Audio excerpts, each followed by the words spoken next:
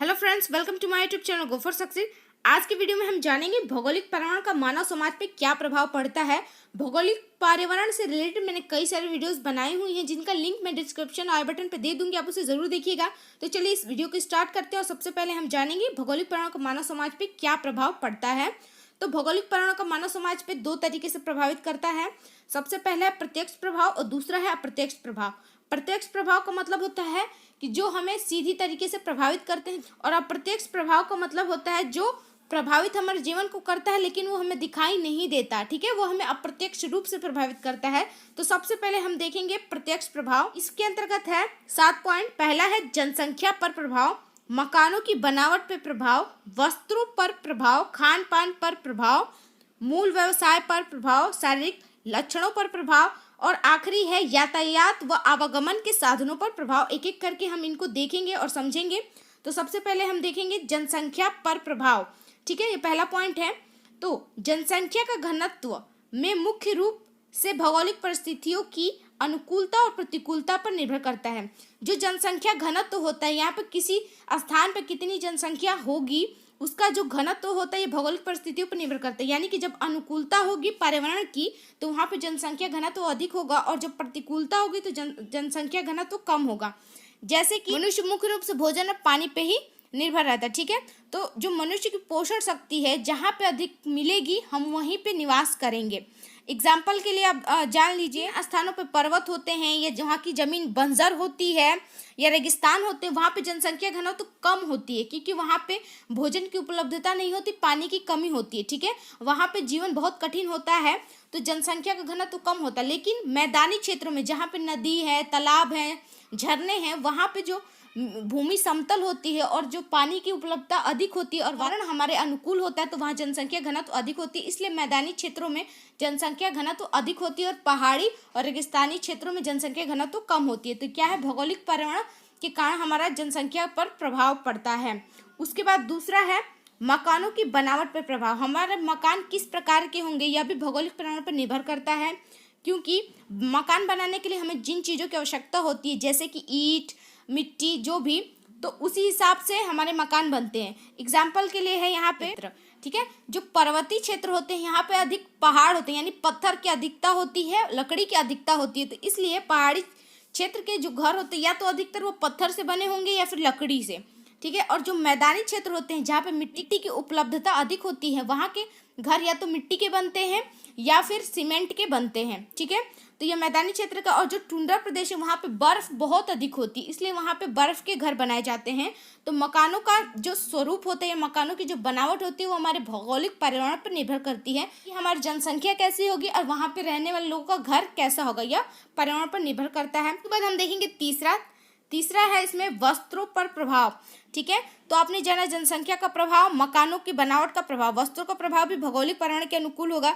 तो जहाँ पे अधिक गर्मी होगी वहाँ पे हम कैसे कपड़े पहनते हैं, सूती, हल्के, महीन कपड़े पहनते हैं। और जिस क्षेत्र में ठंड पड़ती है, शीत पड़ती है, वहाँ पे हम ऊनी कपड़े पहनते हैं। लेकिन जहाँ बारहों मास सर्दी पड़ती है वहाँ के निवासी और जानवरों की खाल से बने वस्त्र पहनते हैं। ठीक है, तो वस्त्र का प्रभाव भौगोलिक पर्यावरण के अनुकूल ही होता है। उसके बाद चौथा है खान पान पर प्रभाव। तो ठीक है, मनुष्य का पर्यावरण से घनिष्ठ संबंध है। ठीक है, जिस क्षेत्र में जो खाद्य सामग्री अधिक उपलब्ध होती है उस क्षेत्र का मुख्य भोजन वही खाद्य सामग्री होती है। यहाँ पे जिस क्षेत्र में जो चीजें अधिक पाई जाती हैं वहाँ के मनुष्य उसी चीज को अधिक मात्रा में खाते हैं। उदाहरण के लिए बंगाल में मछली और चावल अधिक मात्रा में पाए जाते हैं, इसलिए बंगाल में मछली की उपलब्धता बहुत अधिक है, तो यहाँ पे मछली और चावल मुख्य भोजन के रूप में खाया जाता है।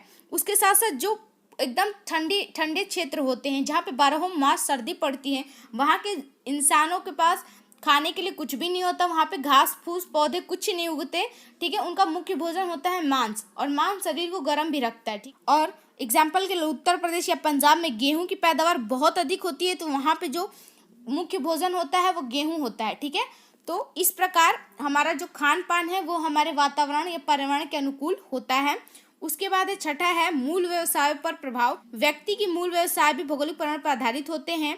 भौगोलिक पर्यावरण से प्रभावित होने वाले मुख्य व्यवसाय इस प्रकार से हैं। ठीक है, इसमें है पशुपालन, मछली पकड़ना, शिकार करना, हस्तशिल्प, कृषि, खान खोदना, लकड़ी काटना आदि। ठीक है, जिस क्षेत्र में जिस चीज की अधिकता होती है वहाँ का मुख्य व्यवसाय वही होता है। जैसे पशुपालन, जहाँ पे समतल भूमि होती है, घास, हरे घास होते हैं, पानी की अधिकता होती है, वहाँ पे पशुपालन अधिक मात्रा में किया जाता है, यानी कि पशुओं के रहने लायक जो वातावरण होना चाहिए। मछली पकड़ना, जहाँ पे समंदर है, नदी है, झरने हैं, बड़ी बड़ी नहरें हैं, वहाँ पे मछली पालन अधिक मात्रा में किया जाएगा। और शिकार करना, जहाँ पे जंगल अधिक है वहाँ पे शिकार किया जाएगा। हस्तशिल्प, कच्चे माल की उपलब्धता, वहाँ पे हस्तशिल्प को किया जाएगा। कृषि है, यानी कि जहाँ की भूमि अधिक उपजाऊ होगी, पानी की अधिकता होगी, वर्षा वाले क्षेत्र जो होते हैं वो कृषि प्रधान होते हैं। और खान खोदना, जहाँ पे हमें खनिज भंडार प्राप्त होंगे, वहाँ का मुख्य व्यवसाय क्या होगा? खान खोदना या खदानों में काम करना। और लकड़ी काटना, यानी कि जहाँ पे जंगल अधिक होंगे। ठीक है, तो इस प्रकार क्या है, व्यवसाय भी भौगोलिक पर्यावरण पर निर्भर करते हैं। इनसे हमारा जीवन प्रभावित होता है। हमारा रहन सहन, खाना पीना, हर चीज हमारे पर्यावरण से संबंधित है।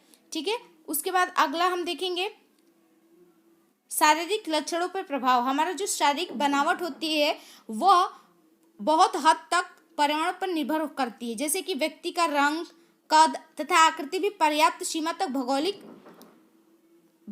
पर्यावरण द्वारा ही निर्धारित होती है। भौगोलिक पर्यावरण के द्वारा ही निर्धारित होती है।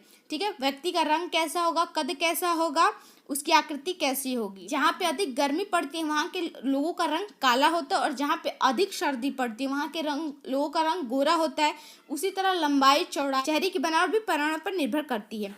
उसके बाद सातवां और आखिरी है यातायात व आवागमन के साधनों पर प्रभाव। जो हमारे यातायात व आवागमन के साधन है वह भी पर्यावरण के द्वारा निर्धारित होती है, क्योंकि जहाँ पे समतल भूमि होगी वहाँ पे सड़कें होंगी और रेल की पटरियां बिछाई जाएंगी। जहाँ पे समंदर है, नदी है, झरने हैं, जिस देश के आसपास मुख्य आवागमन साधन क्या होगा? नाव होंगे। लोग नाव से जाएंगे, जहाज से जाएंगे, स्टीमर से जाएंगे। ठीक है, तो इस प्रकार से यह आवागमन के साधन भी प्रभावित होते हैं भौगोलिक पर्यावरण के अंतर्गत।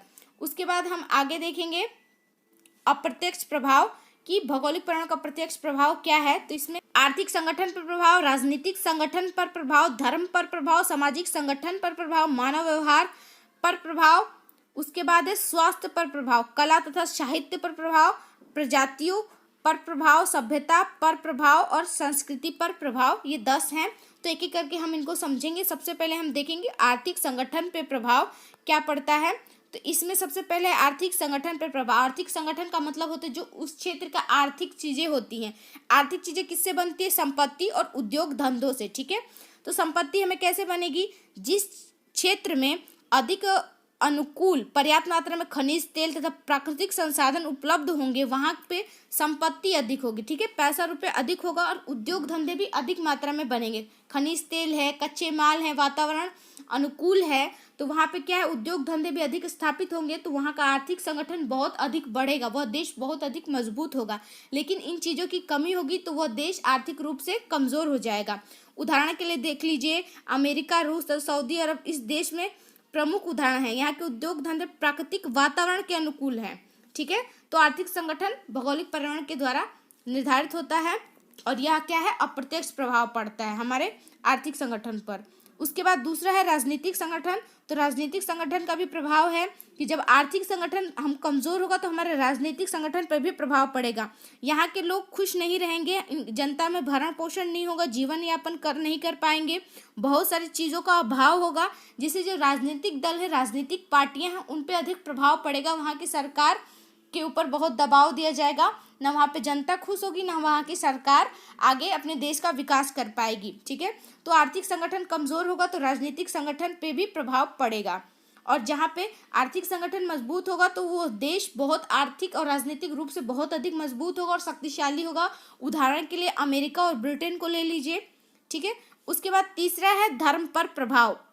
धर्म पर प्रभाव कैसे पड़ता है कि जिस क्षेत्र का मुख्य भोजन यानी कि मनुष्य का भोजन से और प्रकृति से बहुत गहरा ताल्लुक है।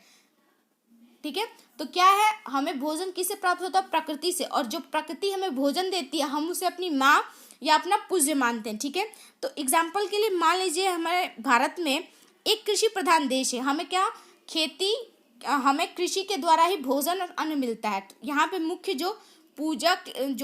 जो देवता होते हैं कि वर्षा, पृथ्वी, माँ गंगा, यमुना, वृक्ष आदि की पूजा की जाती है और इसके साथ साथ वर्षा के लिए इंद्रदेव की पूजा की जाती है। तो जो धर्म का प्रभाव है भौगोलिक पर्यावरण के अनुकूल पड़ता है, इन चीजों से हमारे धर्म पे प्रभाव पड़ता है।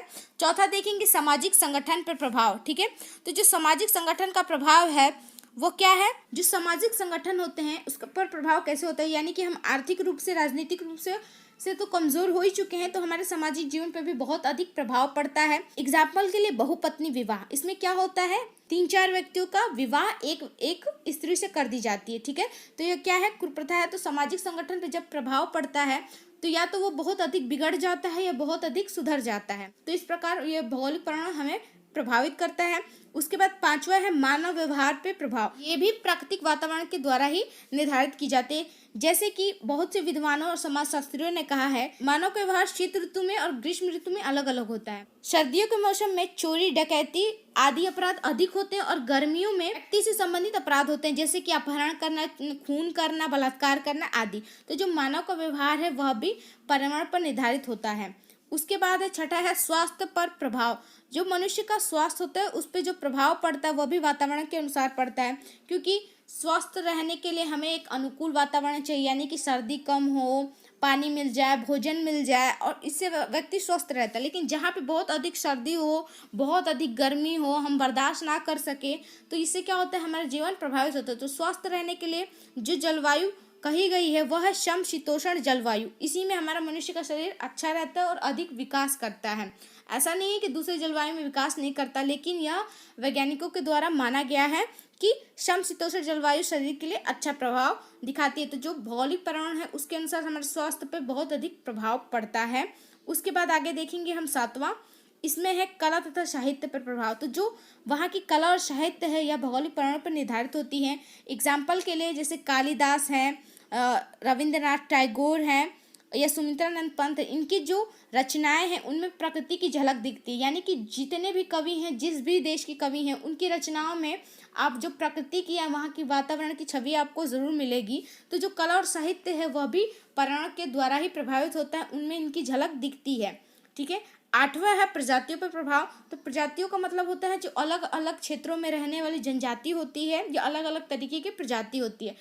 पहाड़ की प्रजाति अलग होती है, मैदानी क्षेत्र की प्रजातियां अलग होती हैं, तो इनका जीवन भी प्रभावित होता है। जलवायु के कारण अलग अलग क्षेत्र में अलग अलग प्रजातियों का निवास होता है और निर्माण होता है, और यह भौगोलिक परिस्थितियों के द्वारा ही होती है और इनमें अधिक भिन्नता भी पाई जाती है। उसके बाद है 9वां सभ्यता पर प्रभाव। जो भौगोलिक पर्यावरण सभ्यता के द्वारा ही प्रभावित होती है, क्योंकि सभ्यता का विकास किसके होता है, प्रकृति के द्वारा होता है, और सभ्यता का विनाश भी प्रकृति के द्वारा होता है। सिंधु घाटी सभ्यता है, नील नदी की सभ्यता है, इनका विकास क्या प्रकृति के द्वारा हुआ था, नदी घाटियों के किनारे हुआ था।